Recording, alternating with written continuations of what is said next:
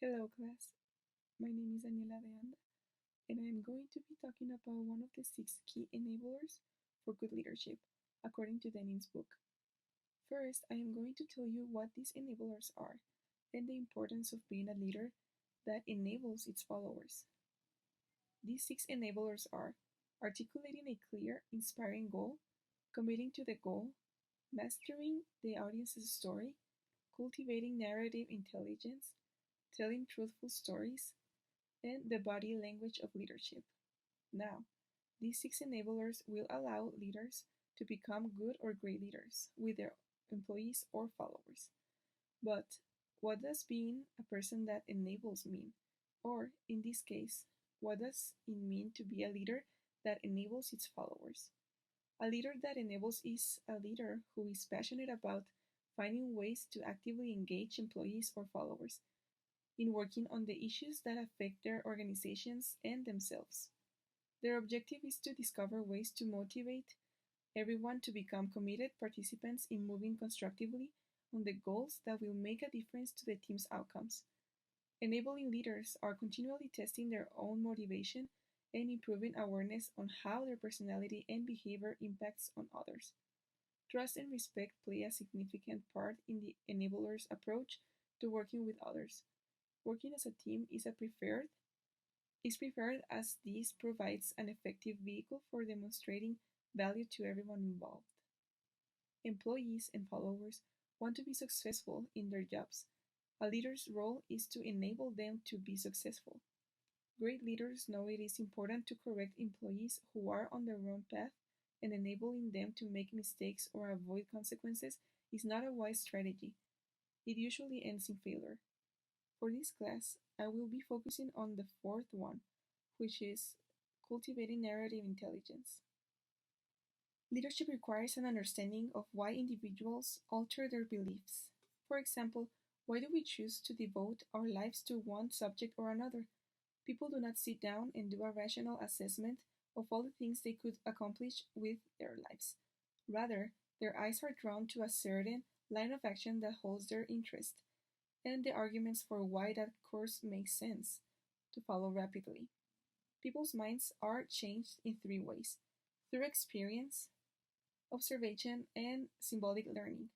In his book, Denning talks about how honeybees and humans both learn in three different ways. First, through actual experience. A single bee will visit several flowers in the morning, and if there is sufficient reward in one type of bloom, she will return to that type of flower for the rest of the day, unless the plant ceases generating reward or the weather changes. Second, observe experience. When bees are given a maze with two pathways to select from, one that goes to the food reward and is marked with the same color as the maze entry, and one that is marked with a different color, they learn to choose the proper path and update their knowledge when the marker changes. Third and last, through symbolic learning. Bees convey what they have learned about the source of body and food by performing a waggle dance when they return to the hive after a successful foraging excursion in order to encourage other hive worker bees to forage in the same location. So, how can leaders persuade their followers to change their minds? First, we'll go through direct or observed learning. So, how can we encourage others to do something different, not just once but often, so that they are willing to make a significant shift in their lives?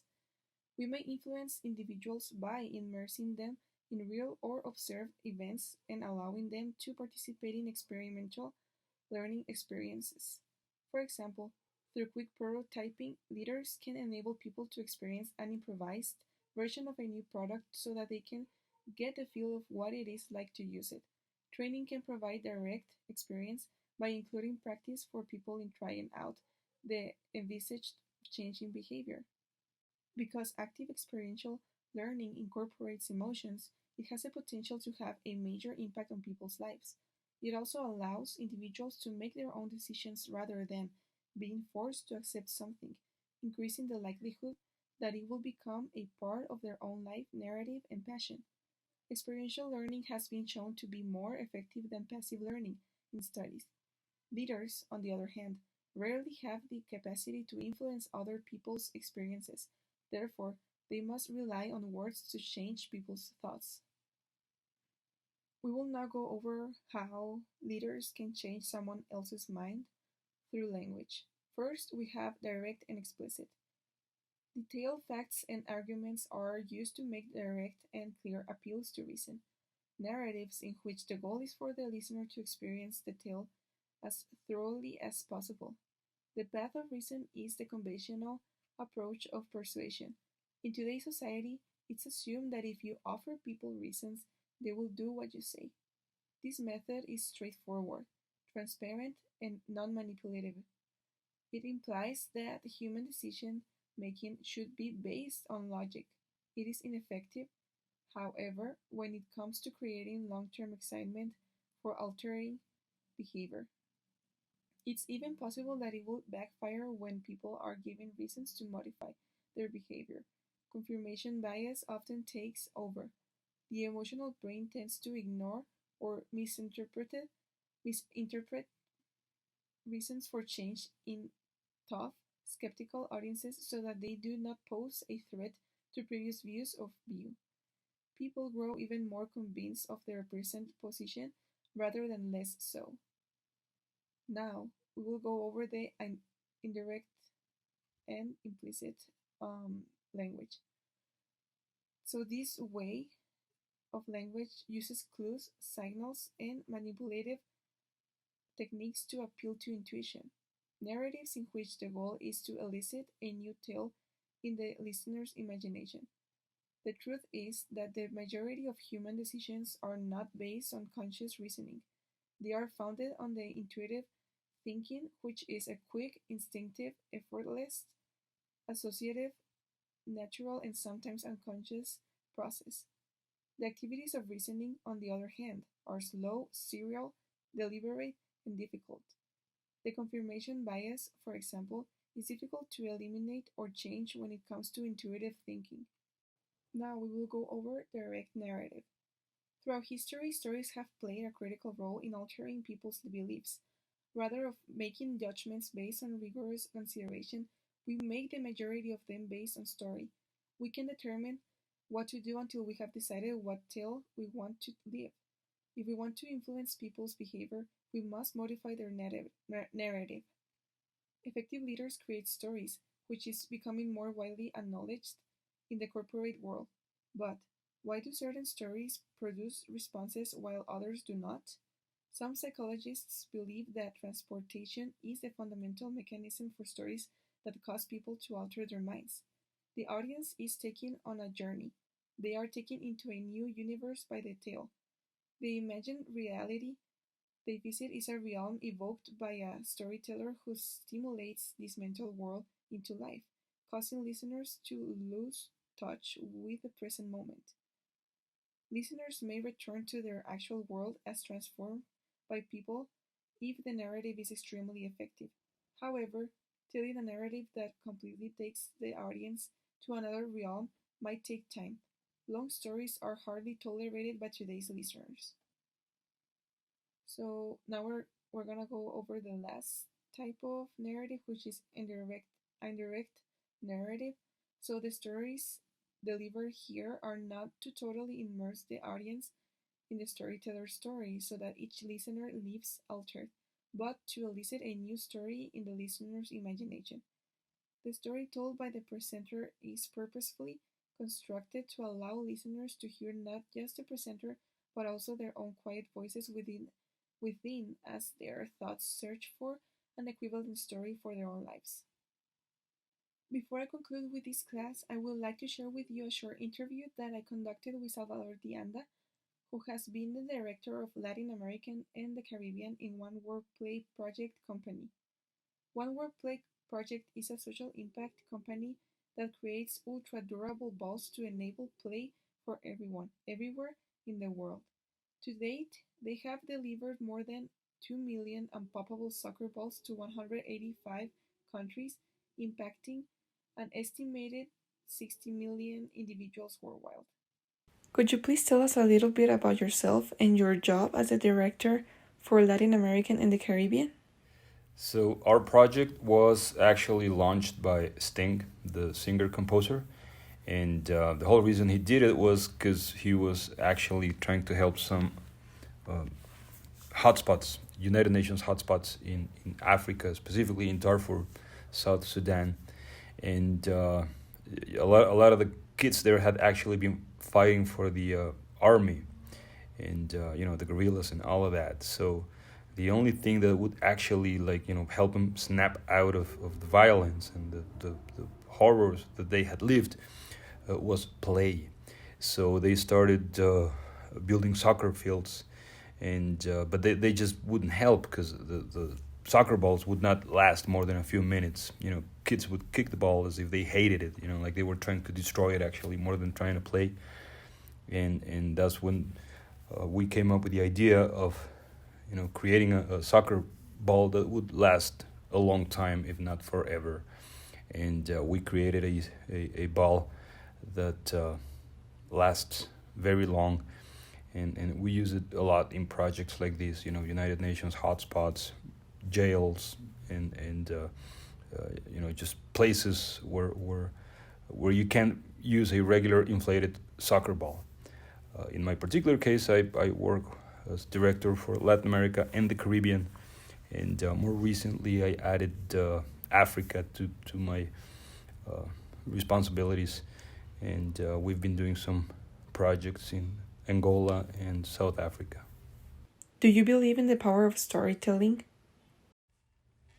Yeah, I totally believe in the power of storytelling.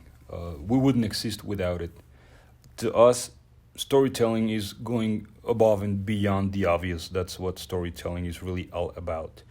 And in our particular case, obviously, if you look at us from a simple perspective, we make soccer balls. Once you start doing some storytelling, then you realize that some of the stories we have are about kids and organizations that have worked miracles with or through the power of play, which is basically what we actually try to reinforce. We don't care about soccer or football or anything like that. What we care about is that kids actually get to play, and that we actually use sports as a medium for developing life skills in children and youth. And yeah, again, without storytelling, we just wouldn't exist. How do you think leaders can persuade others through storytelling? So I think obviously to be a leader, you have to have a bunch of different characteristics and just go through a lot of things. But one thing I know for sure is that there can be no leader if you're not a good storyteller. Because if you don't do that, then you just can't sell whatever product you have. Whether the product be a social program or a computer or anything. It's just if you don't know how to tell the story, then you're not going to convince anyone. So yeah, I don't think leadership can exist whatsoever without good storytelling. In what way does storytelling helps you in your job? So what I do basically is find organizations that know how to use a soccer ball to help youth develop social skills. And it's really hard. It has taken me many years to create a network big enough where we can actually rest and sell our product to big companies, and then those companies sponsor the balls so that we can give them to this network of social organizations that use the power of sports, the power of play to help youth. And without storytelling, my job does not exist. It's that simple. The difference between storytelling in my job is without it, we make a ball. With good storytelling, we change the world. It's that simple. We take a ball to a child in one of these favelas, for instance, in Rio de Janeiro, in Brazil, and we teach them games, different types of games that actually help them, achieve different goals, whether it be peace education, gender equality, girl empowerment. And we do that by coming up with ideas on how to use the ball in the pitch so that the kids can actually use the sport to learn things about life. And there's absolutely no way we can have sponsors if we don't do some really great storytelling. We even have a couple of specialists in the storytelling area in our office, and their job is specifically to go out there and just collect these stories, and just tell them in a way that makes them accessible and digestible for our sponsors. So yeah, without good storytelling, there's my job does not exist. It's that simple. To sum up, experimental methods are more likely to be effective than non experimental methods because the emotional imprint of a real experience is generally more apparent than that of a virtual encounter through language. Experimental approaches are more likely to be effective than non experimental ones. Narratives are more likely to be effective than abstract communications because this is how humans think and make decisions, and because it enhances the emotional importance of experienced learning. Narratives are more likely to be effective than abstract messages.